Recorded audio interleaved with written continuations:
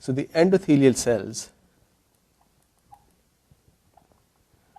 so far they have been a little sad in our discussions. They're probably going to be crying in a second or so. But we have started talking about them, so hopefully they'll become happy. So endothelial cells are also participants of the defense mechanism. They're not really defending us, but they are playing a role in the immunity, inflammation, repair, healing, and those things. And then in future we would see that they are also very important cells to note and to see what is happening to them when we talk about grafting. Tissue graft, many of the times the graft gets rejection and the first line of cells which get destroyed are the endothelial cells. So these are really very important participants in the immune system. They are not direct players, they are indirect players. And so that is why they're a little sad that, hey, we have very important function to do, but you still don't talk about us that much. So we would give them enough respect and honor and we say, okay, we'll talk about endothelial cells as well. One more cell which would be very important for us to keep in mind. At the end of the day, immune system is defending someone. Do you know who it is defending? It is defending the remaining cells. All the remaining cells which make us, our body. These are the cells which are receiving the defensive or defense services from immune system.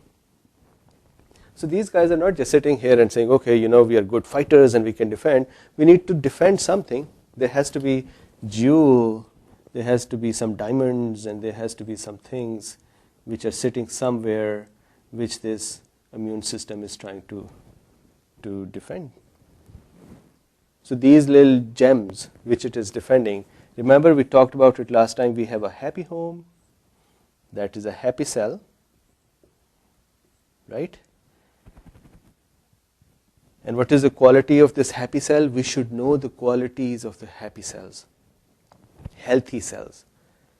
Because the other guys here, the innate immunity cells, they recognize that the cell is not happy or healthy, and they have a way to recognizing it. Once they find out that this cell, it's not happy, it's not healthy, it is pathologically ill, they kill it or they take care of it.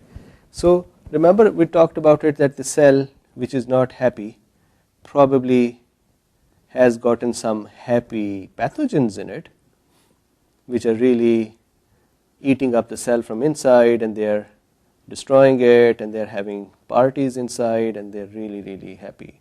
The pathogens are happy. The cell is really sad. He cannot imagine this is what happened to it. And remember, one indicator was that the MHC density. So if there are hundreds and thousands of MHC on a cell, this cell which is not happy would probably just show one MHC or two MHCs. Remember, MHC class 1, we talked about it, and we will talk at length about this. MHC class 1 appears on every cell which has a nucleus. Every cell, so RBCs don't have them. Every cell which has a nucleus displays MHC class 1 on its surface, right? And so that MHC class 1 is felt by the innate immune system to say, well, is this a happy cell or not? So when the innate immune system would feel this cell, remember we talked about natural killer, he does this specially. He would feel this and he say, well, he has proper amount of MHC on it, he has hair, he's fine. But this guy, well, he doesn't have enough MHCs on it, and he's then going to take care of it.